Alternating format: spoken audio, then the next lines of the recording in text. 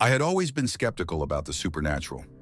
Growing up in a small town, I heard plenty of ghost stories, but I chalked them up to overactive imaginations or local legends designed to keep kids in line.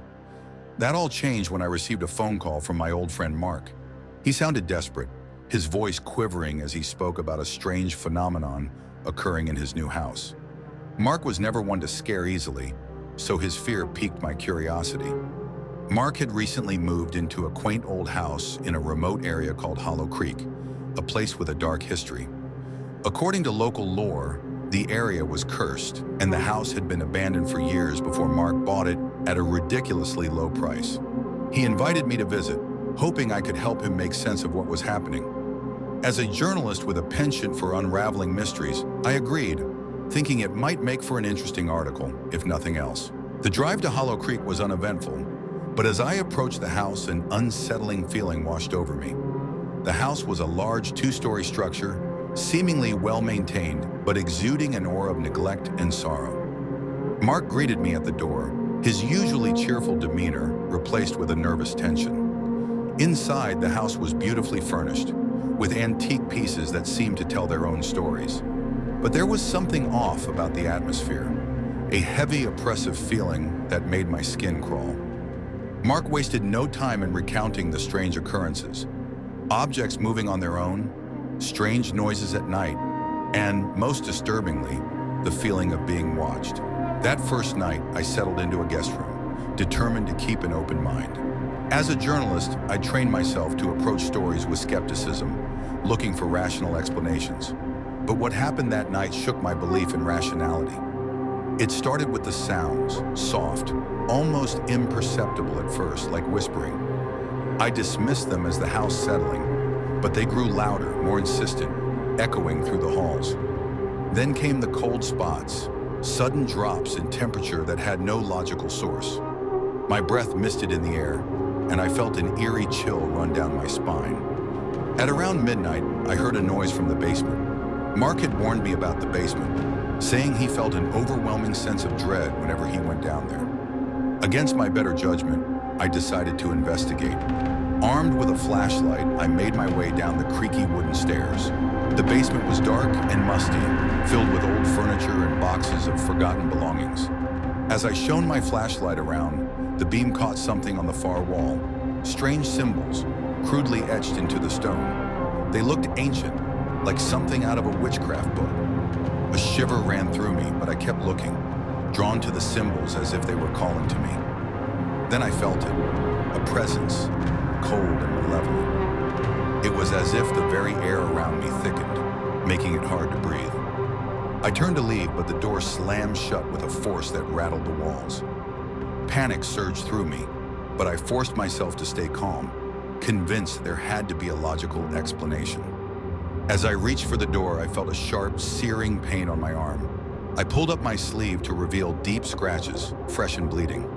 My mind raced, trying to rationalize what had happened, but there was no denying the evidence before me. Something, or someone, was in that basement with me. The next morning, I confronted Mark. He seemed relieved that I had experienced something, as if it validated his fears. We decided to do some research on the house in Hollow Creek. What we found was chilling. The area had been the site of a series of mysterious disappearances in the late 1800s. The townsfolk had whispered about a coven of witches who lived in the woods, performing dark rituals and sacrifices.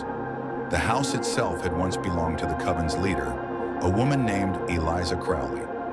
She was said to have been a powerful witch who cursed the land and vowed to return from the grave.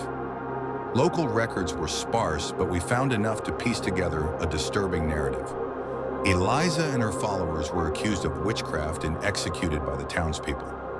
Legend had it that Eliza's dying curse was that she and her coven would never truly leave, bound to the land and the house where they had practiced their dark arts.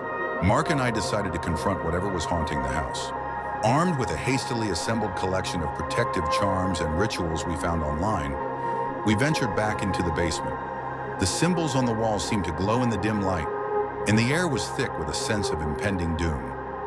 We began the ritual, reading aloud from an old book of banishment spells. As we did, the temperature dropped even further, and the whispers returned, louder and more insistent. The shadows around us seemed to come alive, swirling and coalescing into vaguely human forms. Suddenly, the symbols on the wall burst into flames, casting an eerie light around the room. The shadows grew more defined, and we could see faces contorted in agony, eyes filled with hatred. The air was filled with a cacophony of voices, screaming, pleading, cursing. In that moment, I understood the true horror of the situation. We were not dealing with ghosts, but with something far worse. Echoes of a dark past, bound by a curse that defied time and reason. The spirits were not seeking release. They were trapped in a cycle of torment and rage, unable to move on. As the ritual reached its climax, the house shook violently, as if caught in an earthquake. The flames from the symbols flared, consuming the walls and spreading throughout the basement. We had no choice but to flee, stumbling up the stairs and out of the house.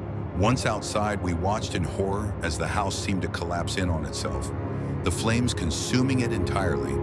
But as the fire died down, the house remained standing, untouched by the flames. It was as if the whole event had never happened.